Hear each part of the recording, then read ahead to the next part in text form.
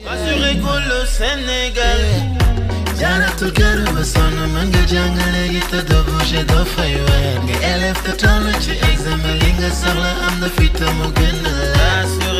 alcyles, donc leur formule générale c'est CnH2n-2. Je précise qu'avec n appartient à n l'ensemble des nombres entiers naturels privés de 0 et 1, c'est-à-dire n est supérieur ou est un entier supérieur ou égal à 2. Donc on peut donner également ici les 5 premiers alcyles. Donc pour valeur de n,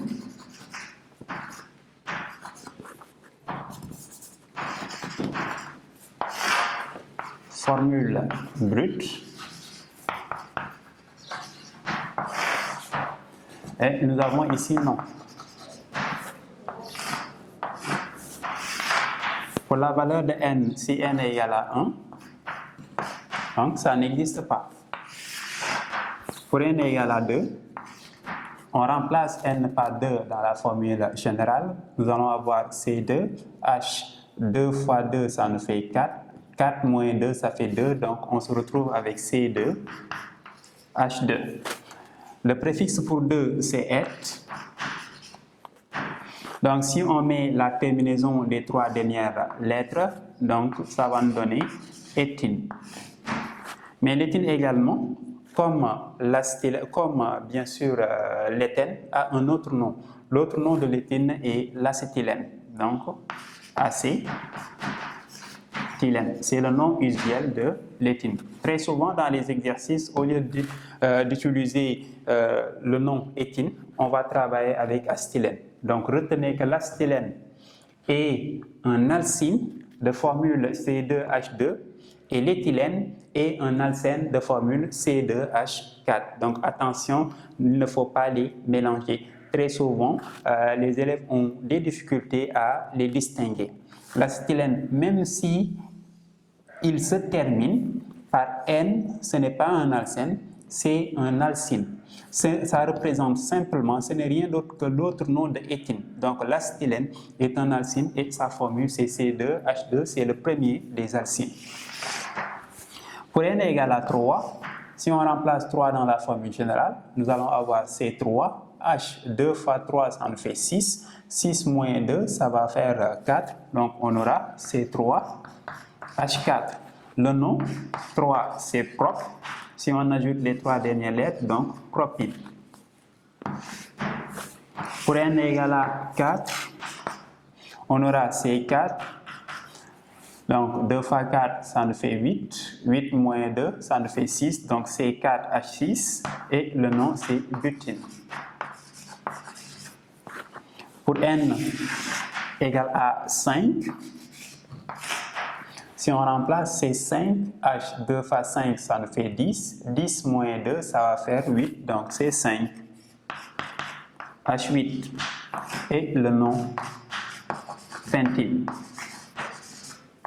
Ainsi de suite. On peut continuer à n égale à 6, hexine, heptine, octine, nonine, décine, ainsi de suite. Mais on se limite pour les exemples aux 5 premiers alcynes.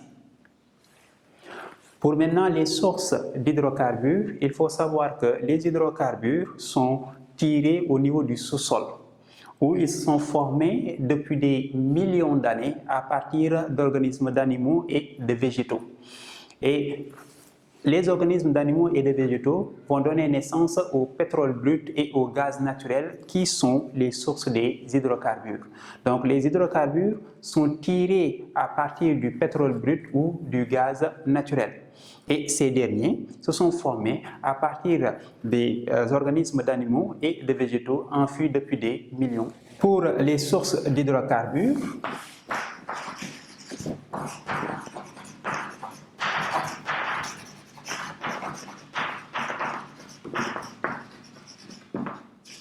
c'est-à-dire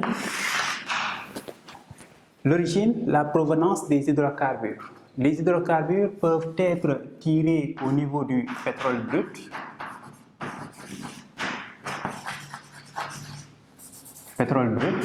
ou du gaz naturel. Le pétrole brut et le gaz naturel sont les sources naturelles d'hydrocarbures. Ces deux se sont formés à partir d'organismes d'animaux et de végétaux, enfouis dans le sous-sol depuis des millions d'années. Donc, ce sont les organismes d'animaux et de végétaux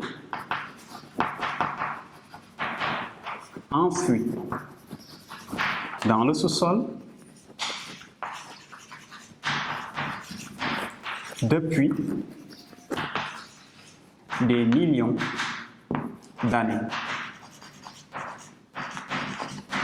Donc, ce sont les organismes d'animaux et de végétaux enfouis dans le sous-sol depuis des millions d'années qui donnent naissance au pétrole brut et au gaz naturel.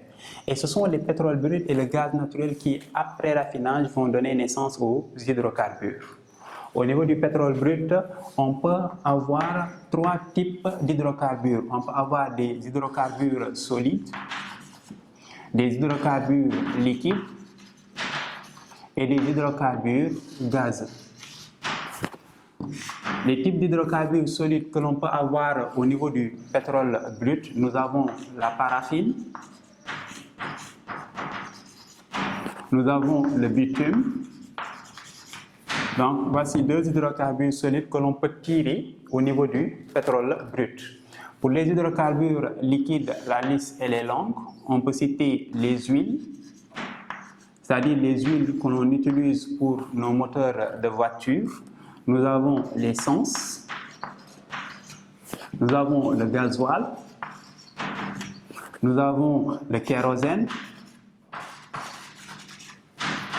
nous avons également le fuel et la liste est longue. Pour les hydrocarbures gazeux que l'on peut obtenir à partir du pétrole brut, nous avons le propane, nous avons le butane. Donc voici les hydrocarbures solides, liquides et gazeux que l'on peut obtenir à partir du pétrole brut, bien sûr après distillation fractionnée, c'est-à-dire après raffinage. Pour le gaz naturel, après raffinage, il peut donner comme hydrocarbures le méthane, il peut donner du propane, il peut donner du butane, mais également de l'essence. Donc voici les différents types d'hydrocarbures que l'on peut obtenir à partir du pétrole brut et du gaz naturel, qui sont les sources naturelles des hydrocarbures. Et je rappelle que le pétrole brut et le gaz naturel se sont formés à partir d'organismes d'animaux et de végétaux enfouis depuis des millions d'années au niveau du sous-sol. Maintenant, nous allons passer dans la partie importante du cours. La partie importante, ce sont les combustions des hydrocarbures dans le dioxygène de l'air. C'est là-bas où nous allons identifier deux sortes de combustion, à savoir la combustion complète et la combustion incomplète. Donc, grand 2, combustion des hydrocarbures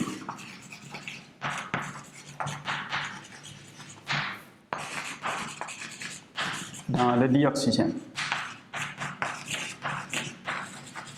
Et quand on dit dioxygène, c'est O2, dans le dioxygène de l'air. Je précise que la combustion, ce n'est rien d'autre que l'action de brûler un corps. Donc, quand on brûle un corps en présence du dioxygène de l'air, on effectue une combustion. Quand on brûle les hydrocarbures en présence du dioxygène, on effectue une combustion.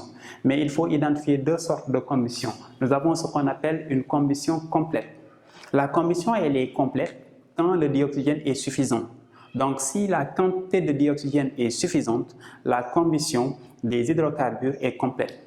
Au cas contraire, nous avons une combustion incomplète. Quand la quantité de dioxygène est insuffisante, la combustion est alors incomplète.